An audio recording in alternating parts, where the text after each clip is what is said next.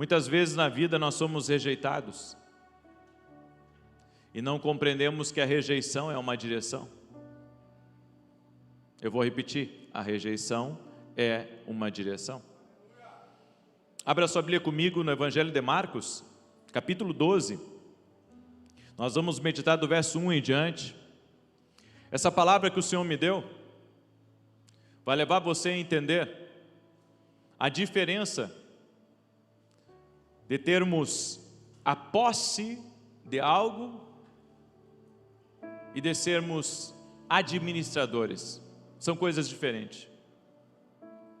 A posse e a administração. A Bíblia diz que os filhos são herança do Senhor. Então você pode ser o pai, você pode ser a mãe, mas os filhos são do Senhor. E nós os cuidamos para o Senhor. Eles podem ter o nosso DNA, eles podem ter o nosso jeito, eles podem ter os nossos olhos, eles podem ter o nosso andar, mas os filhos são herança do Senhor. Deus permite que por um breve tempo aqui nessa vida, você cuide dos seus filhos, porque em primeira instância, eles são do Senhor. São nossos filhos? São. Mas primeiro são do Senhor. Entende isso? Por mais que nós tenhamos a nossa vida, por mais que eu tenha a minha vida e por mais que você tenha a sua vida, nós temos que compreender que a nossa vida, ela é do Senhor, nós entregamos ela ao Senhor. Já parou para pensar nisso? Que você entregou a sua vida, porque é isso que significa ter Jesus como Senhor e Salvador da minha vida. Ter Jesus como Senhor e Salvador da minha vida é eu poder dizer: Senhor, a minha vida é tua, eu entrego a minha vida a ti. Então, enquanto eu me comandar e não ser guiado pelo Espírito, existe um problema em mim. Eu não estou deixando Jesus ser o Senhor da minha vida, Jesus ser o Senhor da minha casa. Eu quero que Ele me abençoe, mas eu não quero que Ele tenha a propriedade da minha vida. Entende o que isso significa? Algumas pessoas ainda não entregaram a vida totalmente a Jesus, porque eles lutam dentro deles para não entregar o senhorio da sua vida a Jesus. Eu quero mostrar aqui para vocês essa palavra, e eu quero perguntar se você está preparado para ouvir essa palavra. Sabe, você vai ouvir alguns sermões aqui nesse altar, que vão ser um pouco pesados, mas no final, você vai ver o que Deus vai liberar sobre a tua vida. Você vai ver o que Deus vai liberar. Glória a Deus.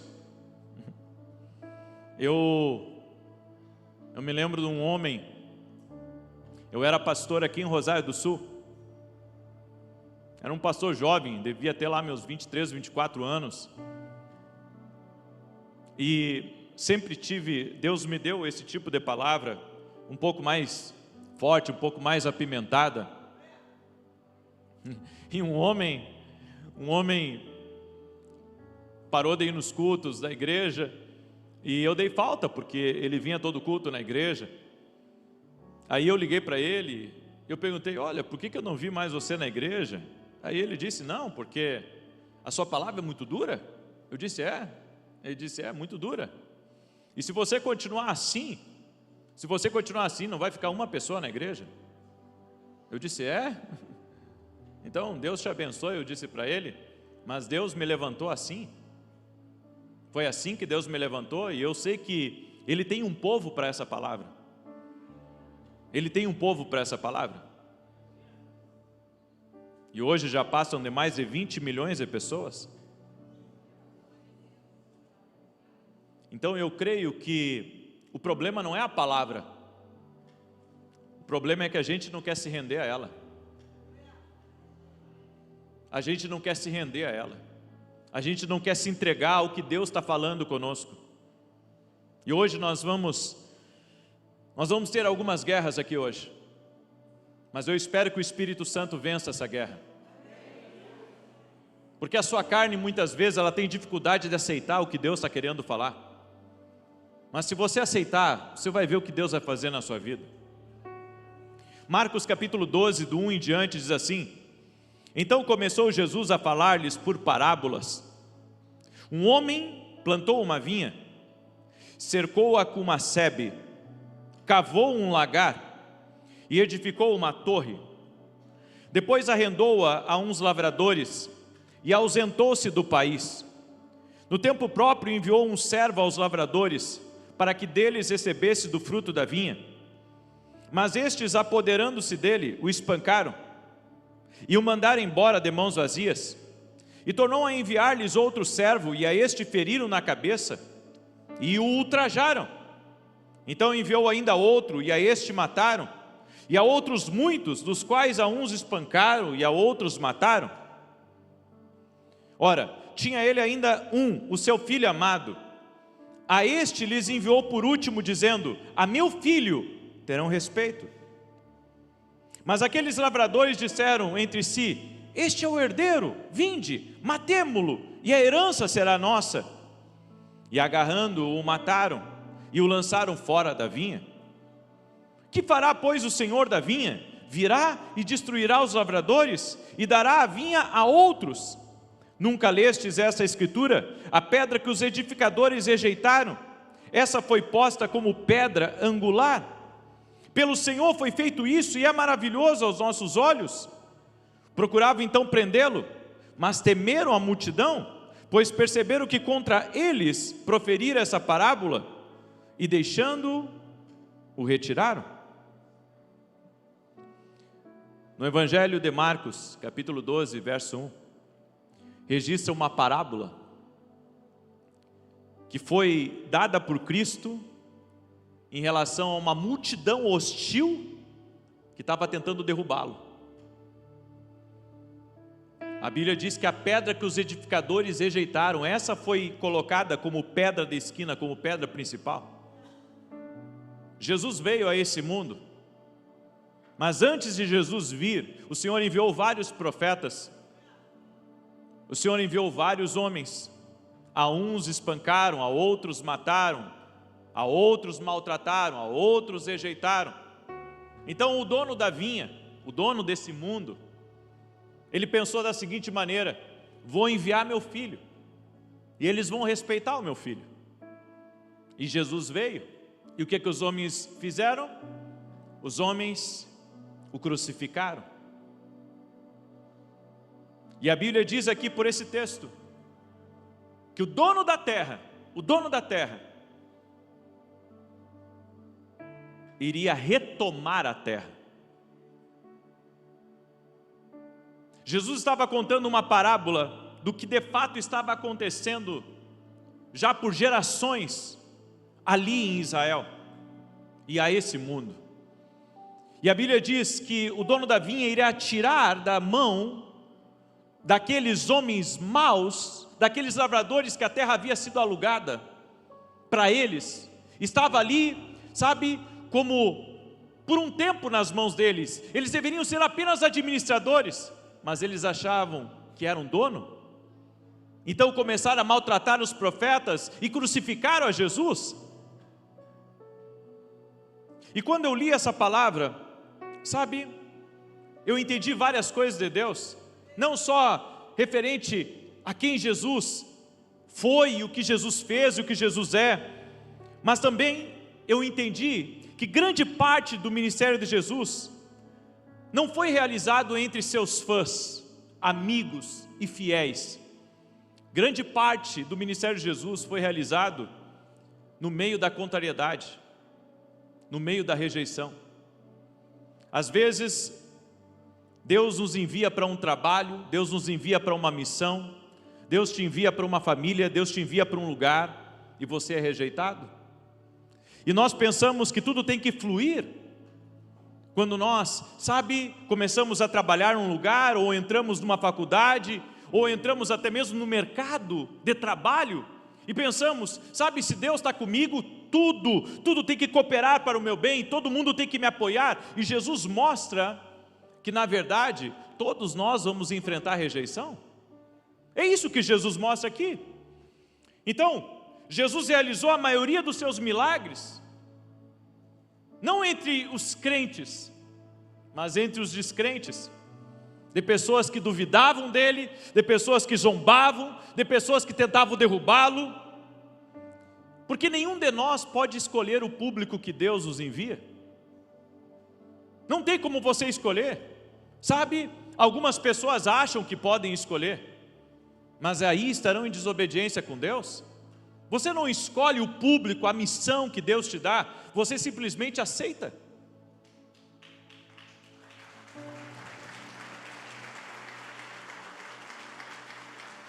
Você sabe qual que é o ponto que eu e você temos que chegar? Nós temos que chegar num ponto.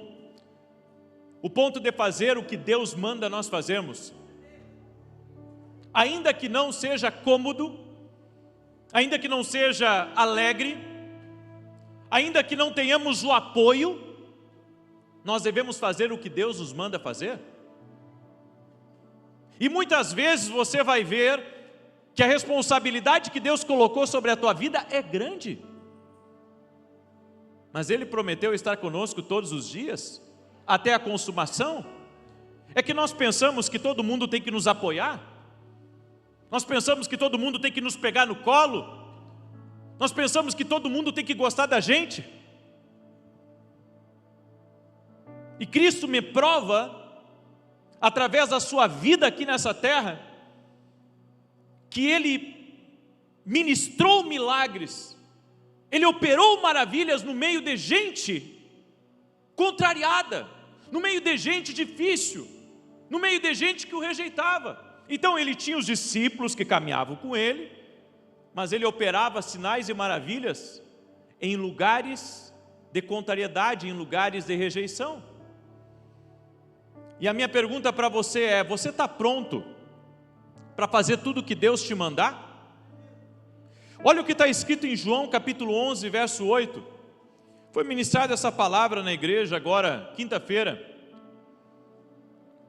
E eu peguei essa palavra, sabe, porque quando eu me sento para ouvir quem está ministrando, eu me sento para aprender, para aplicar alguma coisa na minha vida. E esse versículo foi lido, e essa palavra assim, para mim foi uma palavra muito forte, que eu coloquei inclusive aqui.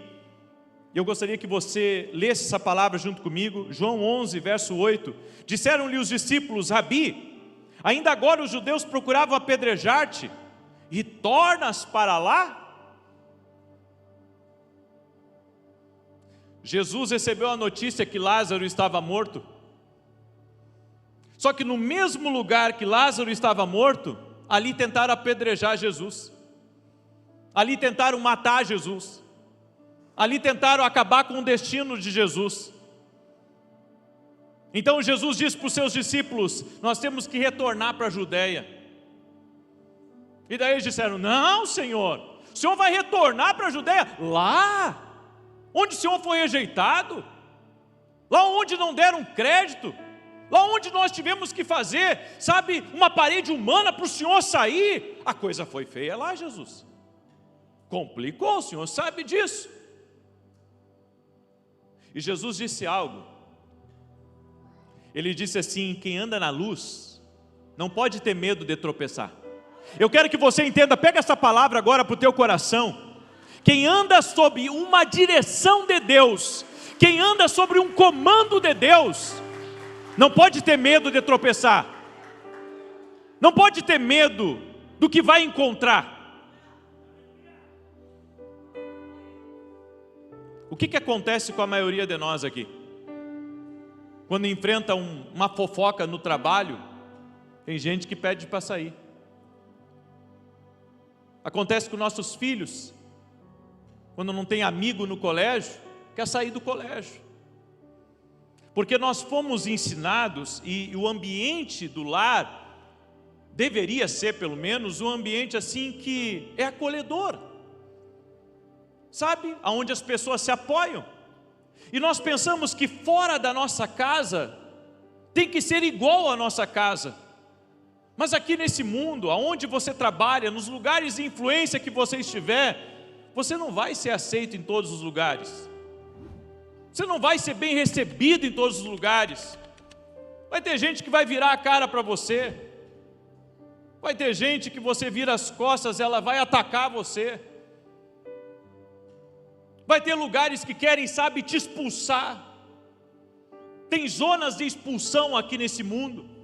E você vai ter que aprender a lidar com esse fogo cruzado, com esse fogo da contrariedade. Só que Jesus disse, eu tenho uma missão lá. Então, não importa a armadilha que tiver preparada, não importa o mal que estiver engendrado contra mim, eu tenho que cumprir a missão que meu Pai colocou.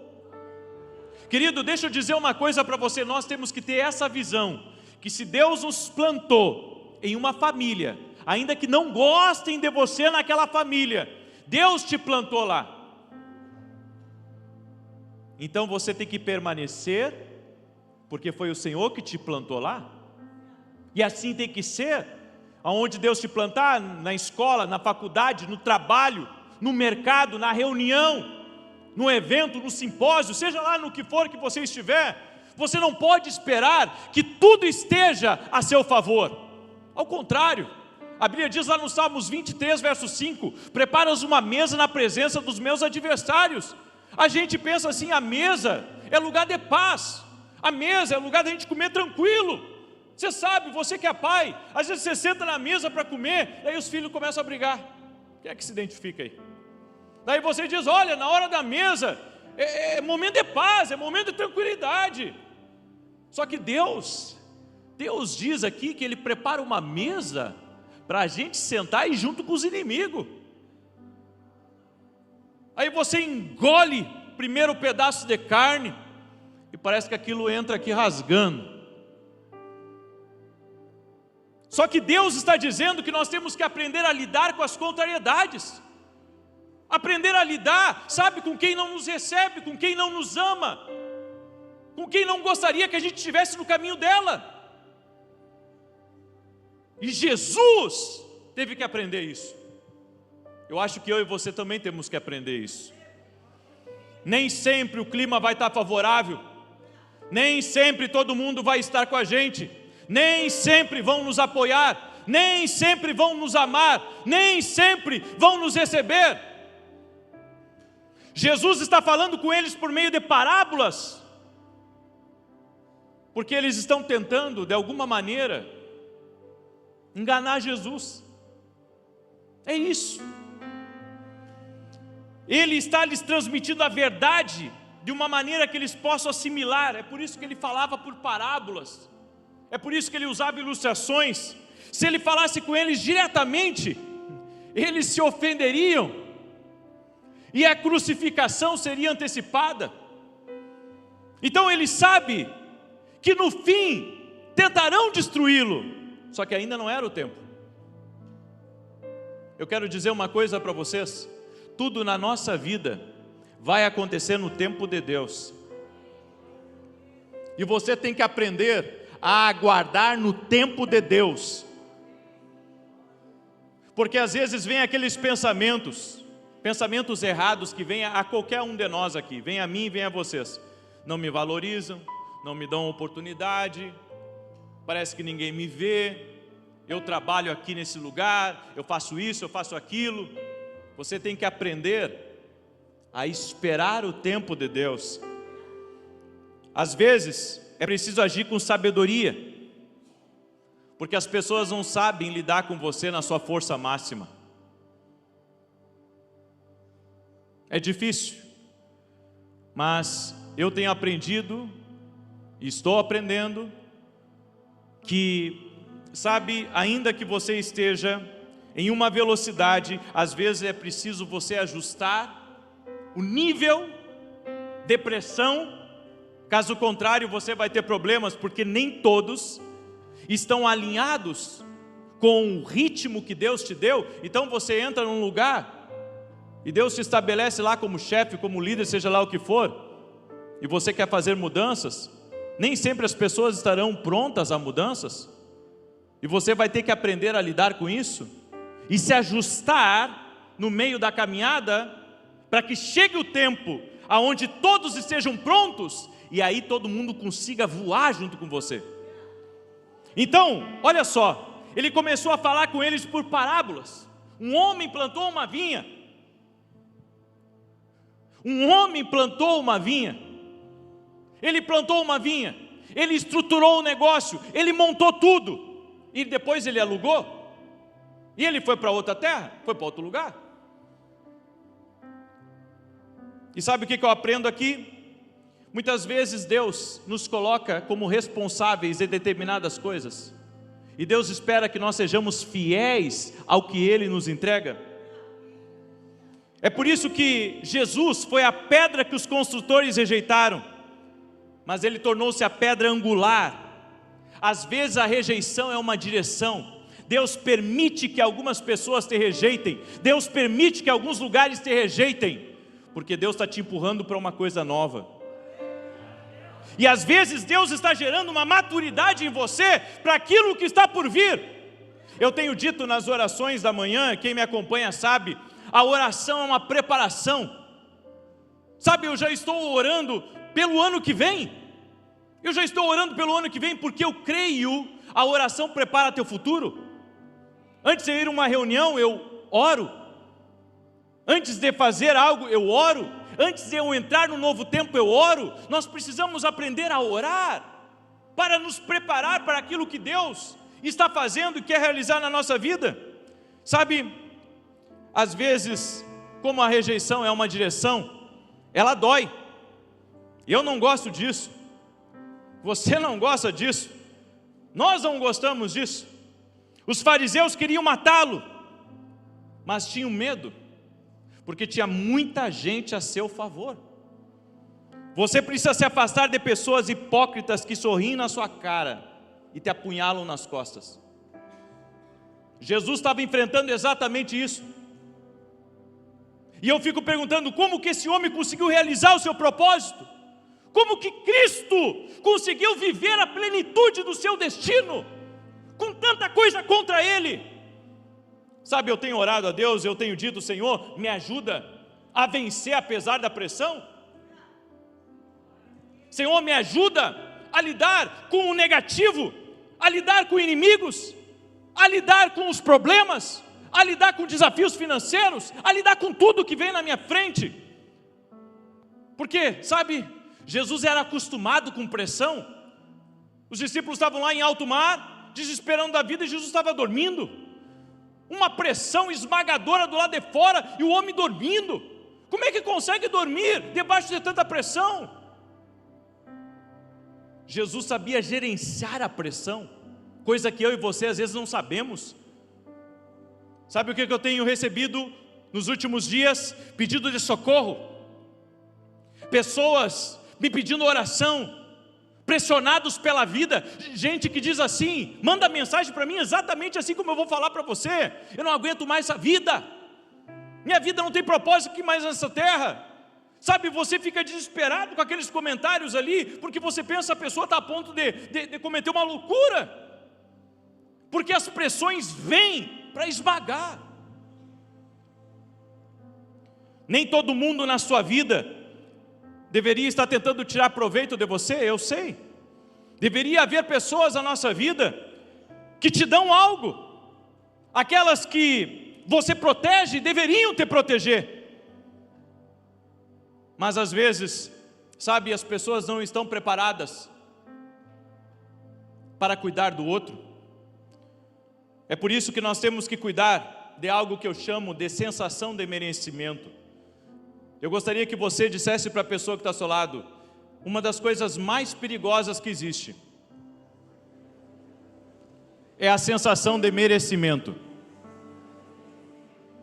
Daí você diz: o que é isso?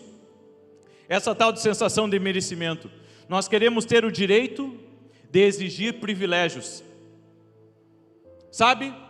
Não, eu mereço o carro que eu tenho, eu mereço a casa que eu tenho, eu mereço o dinheiro que eu tenho, eu mereço estar vivendo o que eu estou vivendo.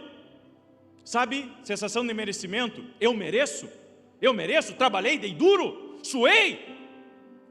Por mais que uma pessoa seja disciplinada, Por mais que uma pessoa seja trabalhadora, por mais que alguém seja, como eu digo, fora da curva,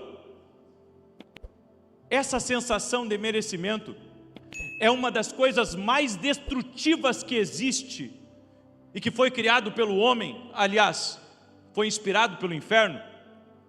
Muitas vezes queremos ter o título, o status, mas não queremos percorrer o caminho necessário.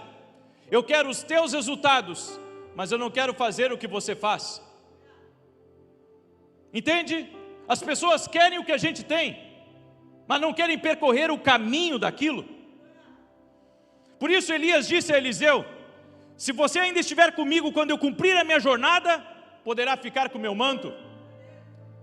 Sabe, Elias poderia simplesmente ter dito: está aqui, ó, Deus está me levando, acabou o meu tempo aqui, está aqui, Eliseu. Mas não, Elias disse: se você me vir subindo, sendo levado pelo Senhor, então você vai herdar o meu manto, a minha unção. Algumas pessoas, elas querem tantas coisas de Deus, elas querem a unção, elas querem as riquezas, elas querem tudo, e ótimo, deve querer, mas você deve fazer o caminho que é necessário para isso, e não achar que por você ter um coração bom, você merece. Daí você diz: como eu não mereço? Aqueles que estavam em posse da vinha, Deus entregou a administração da vinha para eles, mas não a posse. Entenda, Deus entregou a administração dos teus filhos, mas não a posse dos teus filhos. Não, mas eu sou dono da minha empresa. Não, você acha que é, você é administrador dela, porque se você fosse dono, ia ficar com você para sempre. Você é administrador, você não é dono. Por que eu trato a igreja como a igreja do Senhor? Porque nós não somos donos da igreja, somos administradores dela. No casamento, se você quiser ter posse, domínio sobre teu marido ou sobre tua esposa, você está cometendo um pecado. Você tem que administrar o seu casamento, não ter o domínio. Diga para a pessoa que está ao seu lado: Deus nos entregou algumas coisas para administrar. Você não pode ficar com o meu manto porque quer. Há um caminho para você percorrer. Há caminhadas, há serviço, há humildade, há lealdade para você ter. Existe uma certa humildade que conquista o manto. E quando algo realmente pertence a você, ninguém tira o que é seu. Ninguém tira, ninguém tira. Eu quero que você diga para a pessoa que está ao seu lado: o que Deus te deu para administrar, ninguém te tira. Só te tira se você for um mau servo. O que está acontecendo nesse texto é uma discussão entre posse e mordomia. A posse firmou um pacto com a mordomia e diz: vou te colocar em uma situação que já está definida antes mesmo de chegar. Você cuida, mas você não vai ser o dono, você só vai cuidar. É por isso que a gente tem que cuidar bem dos nossos filhos, porque nós não temos a posse deles, nós somos administradores, cuidamos bem dos nossos filhos, mas não somos donos dos nossos filhos. Eles são herança do Senhor. Diga para a pessoa que é ao seu lado: eles são herança do Senhor.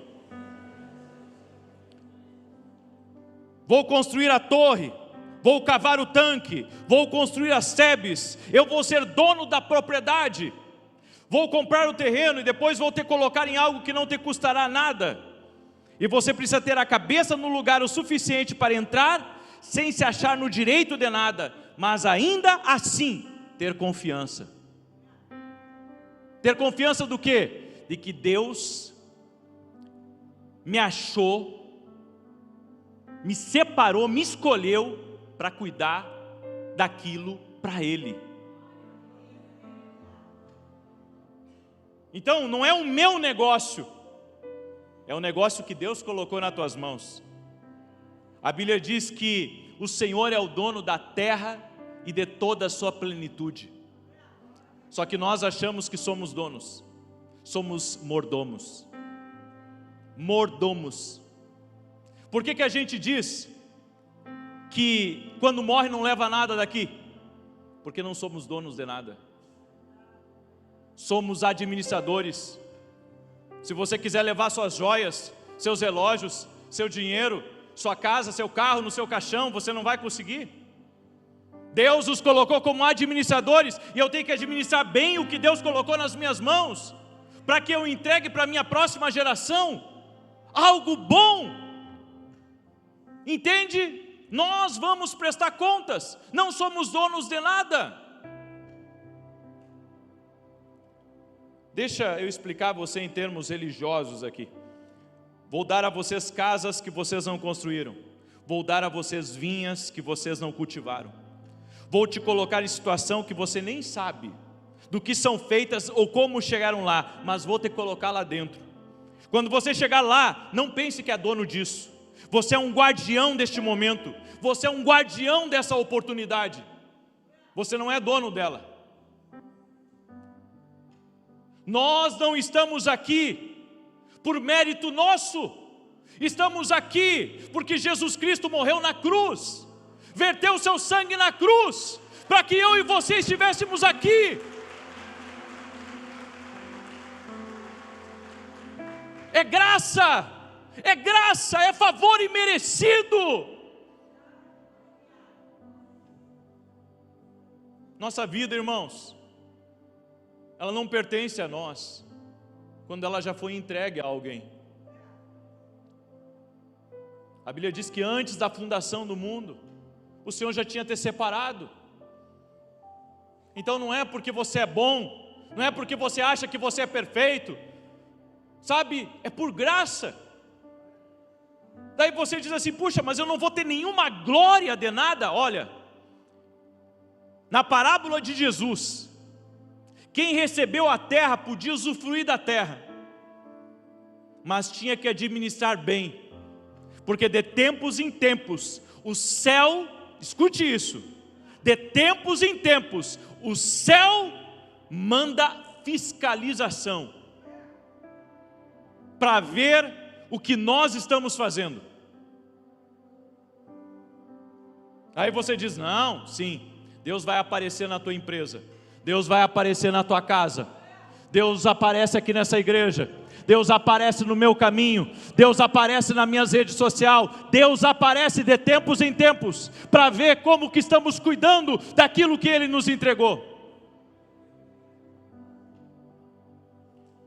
Você é um administrador da sua vida, do ar que respira, você não é dono disso.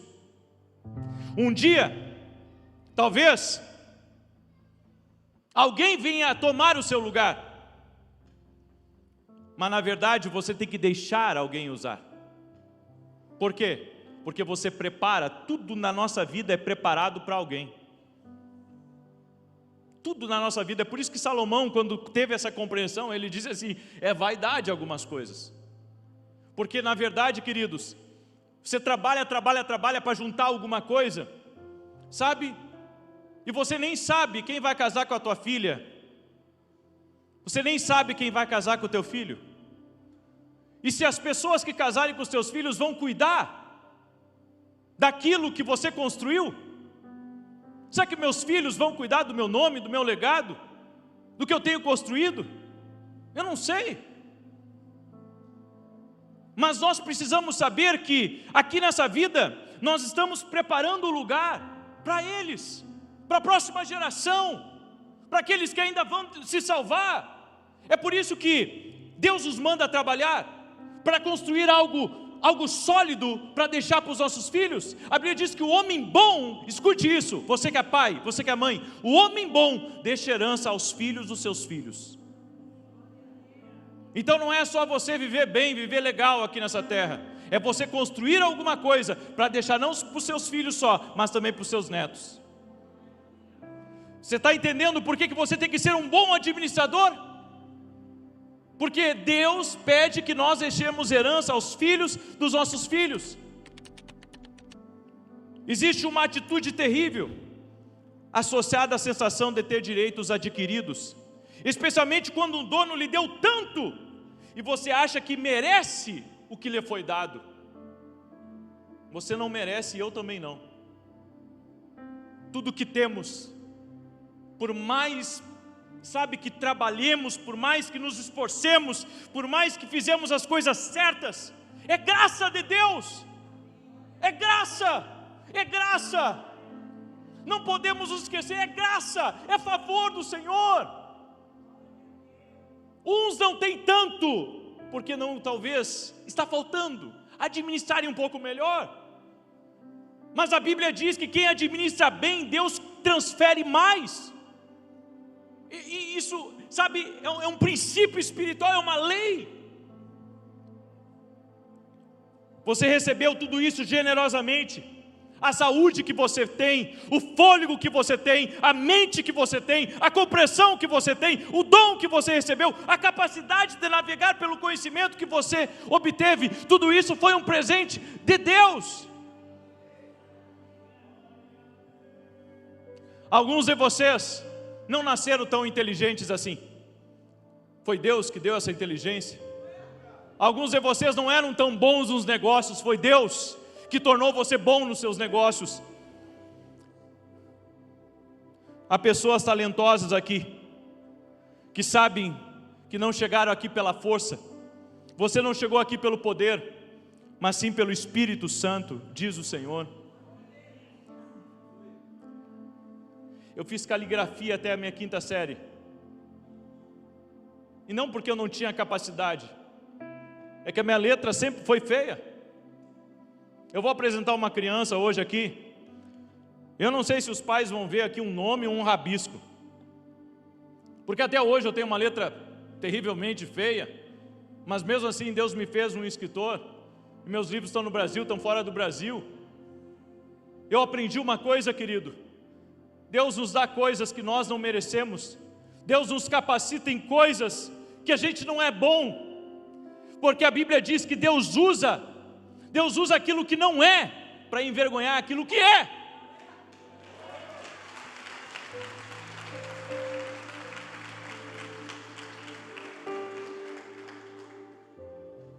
Deus tem um jeito. Talvez você fosse o filho da ovelha negra, que a gente chama, filho perdido da casa. Mas Deus tem um jeito de nos colocar em algumas situações e de nos tornar aptos para aquilo. Sabe, que não é a oportunidade que o homem nos deu. O homem só foi um veículo para Deus ter dado essa oportunidade para você.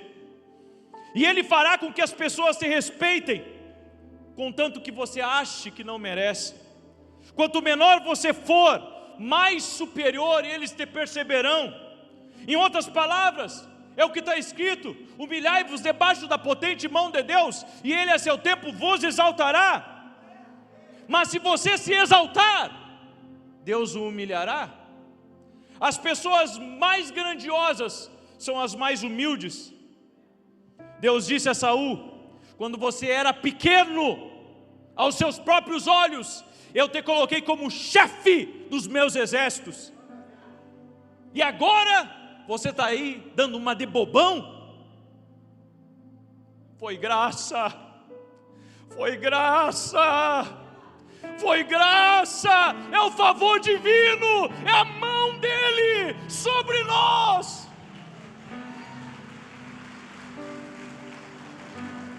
Ele não era rei, Deus o fez rei. E quando você sabe que Deus te criou para algo, você sabe quem você é. E quanto mais Ele te eleva, mais você precisa se humilhar. Quanto mais você se torna bom no que faz, mais humilde você precisa ser. Quanto mais talentoso você se torna, mais portas Ele abre, mais caminhos Ele cria. Deus só te abençoou por causa do propósito eterno dEle na tua vida. Não é porque você era melhor que os outros, foi favor dele na tua vida. Mas algumas pessoas, quando Deus começa a abençoar, sabe, elas deixam aquilo subir para a cabeça. É por isso que de tempos em tempos a Bíblia diz: quebranta teu coração, humilhai-vos debaixo da potente mão de Deus, porque você não é tão bom assim, eu não sou tão bom assim. Eu tenho que dizer: Senhor. Sabe, semana retrasada, o Senhor me levou a estudar o jejum de Josafá. Josafá era um rei importante, muito importante. Mas quando ele soube que o exército estava vindo contra ele, a Bíblia diz que ele começou um jejum, e publicou um jejum para toda a nação, e disse: jejuem, para que o Deus dos céus intervenha na nossa causa. Sabe, alguém que está sendo atacado, um país que está sendo atacado, qual é a primeira pessoa que ele entra em reunião? É com o general, é com o exército maior, é com a liderança daquele lugar, sabe, para discutir o que nós vamos fazer, para onde vamos correr, como é que vamos lutar, como é que vamos se defender disso. Mas a Bíblia diz que Josafá ignorou o seu exército, ignorou o seu poder, ignorou sua capacidade, e estabeleceu um jejum, e ele foi para um tempo de quebrantamento, um tempo de jejum, um tempo de oração, até que Deus enviou a palavra de libertação a ele. Meu amado, deixa eu dizer uma coisa para você: tem momentos da nossa vida que a gente tem que parar de confiar na nossa experiência, parar de confiar nas nossas próprias capacidades, e dizer: Senhor, eu me rendo a Ti. Porque é aquela coisa: eu sei, eu faço, eu posso, eu conheço, isso não te leva a lugar algum. Mas dizer: Deus, eu preciso de Ti. Deus, eu errei. Deus, tem misericórdia de mim, Senhor. E colocar Deus ali na frente. Sabe, nós estamos muito armados muitas vezes para receber a verdade de Deus na nossa vida. Mas a Bíblia diz, segundo as Crônicas 7,14: e se meu povo, que se chama pelo meu nome, se humilhar e orar e buscar a minha face, se converter dos seus maus caminhos, eu ouvirei dos céus, perdoarei os seus pecados e sararei a sua terra.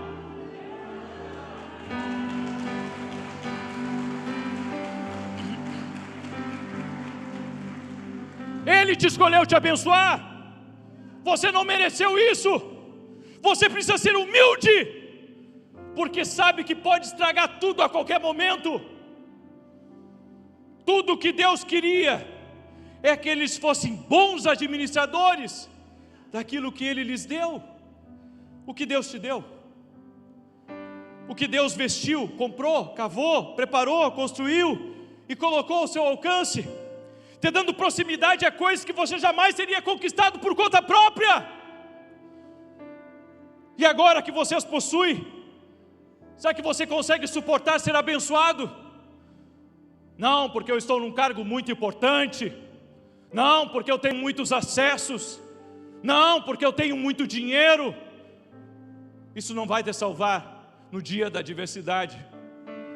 Isso não vai ser o teu socorro no dia que você necessitar. Senhor, nos perdoa. Reconhecemos nossa limitação, nossa humanidade, e precisamos da Tua presença, Senhor.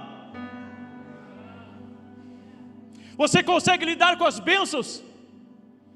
Consegue lidar com o favor? Consegue lidar com o que está pedindo? Ou você está cheio de ego, se achando no direito de tudo? Tem a ver com a nossa atitude. O verdadeiro testemunho. Eu quero que você diga uma coisa para a pessoa que está do seu lado. Você tem que dizer isso para ela. Diga para ela: sabe qual é o seu maior testemunho? Porque a gente pensa assim: o nosso maior testemunho é o Senhor ter me tirado das trevas. Sabe qual que é o maior testemunho? É Deus ter pego algo tão pequeno e transformado em algo tão grande, tão maravilhoso. Você está liberto do mundo, da sujeirada do mundo.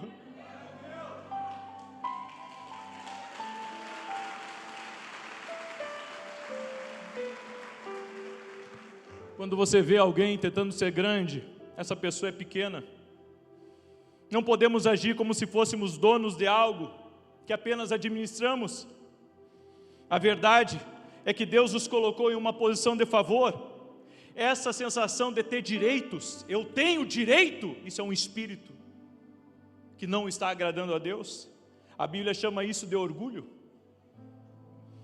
Diz que o orgulho precede a queda, e de todas as coisas que Deus odeia, Ele não odeia apenas o orgulho, Ele odeia também um olhar altivo. O orgulho da vida, ele pode se esconder. Você deveria estar esparramado no chão, porque sabe que se não fosse pelo Senhor que estava ao seu lado, você teria sido engolido. Deus te conhece, Ele te viu escondido no arbusto, Ele te viu lá embaixo da árvore, e você age como se tivesse direito a tudo. Lembra de Natanael? Quando Filipe disse para ele: olha, nós encontramos o Messias. E daí, olha, foi perguntado, da onde? Da onde ele vem? De Nazaré, disse Filipe. E o que Natanael disse? Pode vir alguma coisa boa de Nazaré? Olhar altivo. Quando você desiste de tentar impressionar as pessoas e se humilha diante de Deus, é curioso. Quanto mais você se humilha, mais Deus te eleva, porque Ele sabe que pode confiar em você uma bênção. Ele sabe que pode te colocar em uma vinha que você cultivou, que você não cultivou. Diga para a pessoa que está do seu lado: é pela graça. Eu não sinto nenhuma glória em ver alguém cair, em ver alguém se dar mal. Eu não acho isso divertido. Não diga: ela mereceu isso, ela mereceu cada pedacinho daquilo. Quem é você para sentenciar alguém?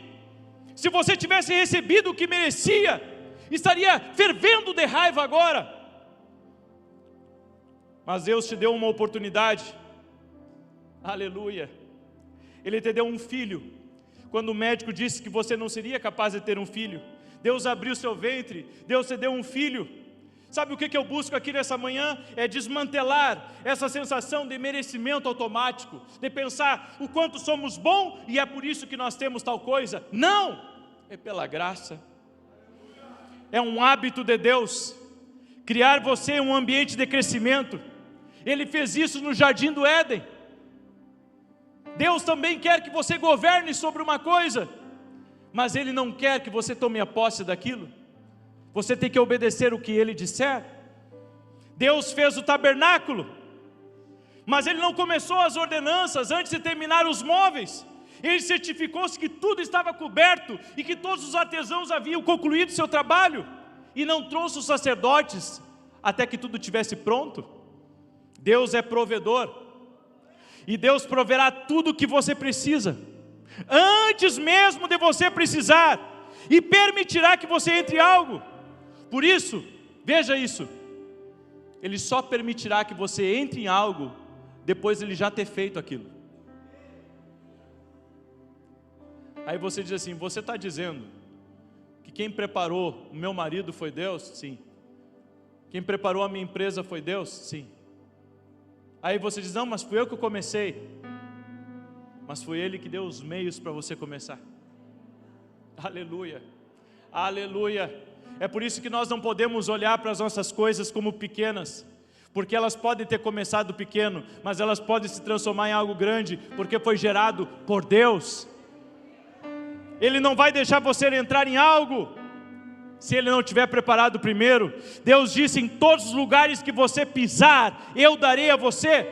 Vou permitir que vocês entrem em situações onde outras pessoas tiveram mais preparo que você, mas a oportunidade foi dada a você. Diga para a pessoa que está ao seu lado: tinha muitos candidatos, mas Ele escolheu você.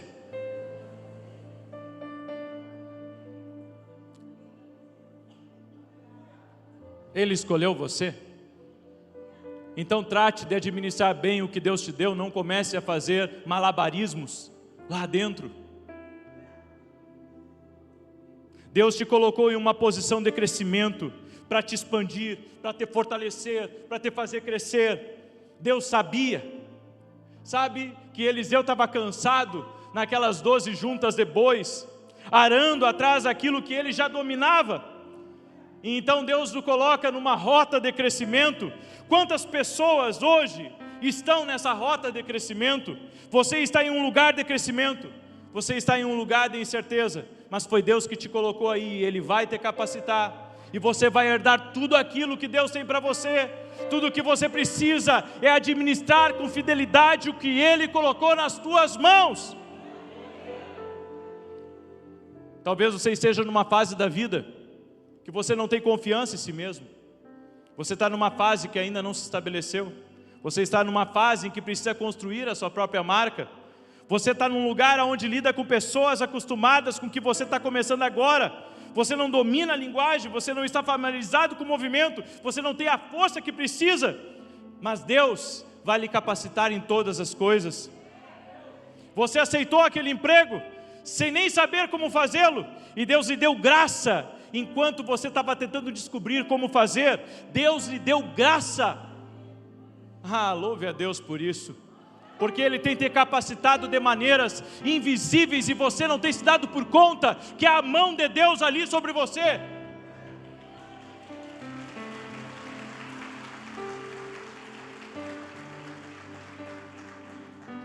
Muitos de nós aqui estavam acostumados a ter uma vida extremamente simples, estavam acostumados, sabe, a muitas vezes comer no almoço e orar pela janta. Muitos aqui estavam acostumados com a simplicidade de muitas vezes comer com a barriga vazia, e agora você se acha um conhecedor de coisas requintadas. Seja humilde, volte à realidade. Você comeu de tudo, você comeu bolinhos de arroz, foi dormir com fome. Sabe, nós temos sido muito abençoados, e não podemos esquecer que tudo foi graça de Deus na nossa vida. Por isso não haja como um louco, pensando que você é o dono do pedaço, pensando que você é o Senhor e que você sabe das coisas. Não, você não sabe. É a graça do Senhor que tem te sustentado. Quando uma planta cresce demais para o vaso, as suas raízes transbordam e começam a cair pelas laterais. Então, se você for sábio, cuidadoso, você poderá transplantá-la para um vaso muito maior. Não só para que ela possa crescer, mas também para que as suas raízes possam se expandir. Deus está moldando pessoas aqui. De um lugar pequeno, Deus está ampliando esse lugar para ser ainda maior. Deus está te moldando, Deus está te preparando para um crescimento que vai atingir níveis que você nunca imaginou, você nunca sonhou, nem entrou no teu coração o que Deus tem reservado para a sua vida. Ele te colocou num lugar importante, Ele abriu algumas portas, Ele te colocou numa posição de crescimento, mas isso não é nada comparado com aquilo que Deus está prestes a fazer. Você está vivendo um tempo de preparação, por isso tenha ânimo. Deus vai te capacitar, Deus vai prover, Deus vai enviar um socorro, você vai ver o favor de Deus sobre a tua vida.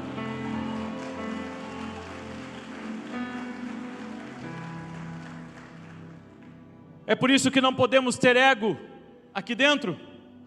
O ego nos impede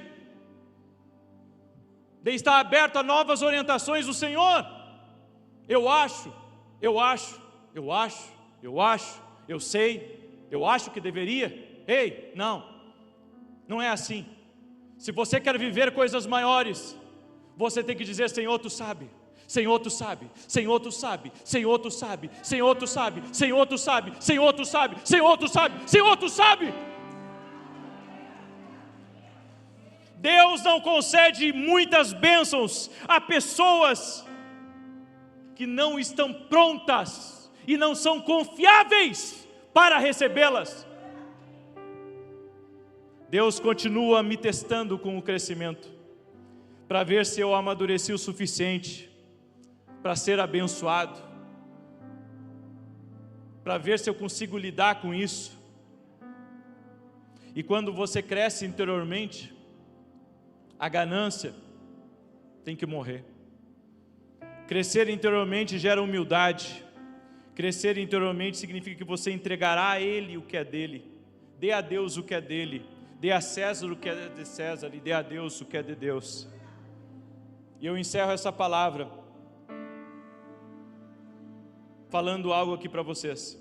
Deus ainda está esperando que alguns de vocês amadureçam o suficiente para que Ele possa lhes dar algo maior.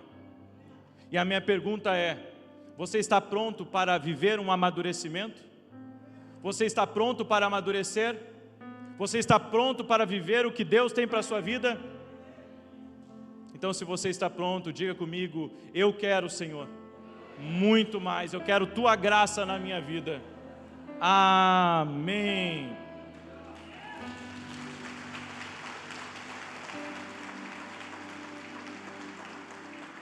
Fique de pé junto comigo.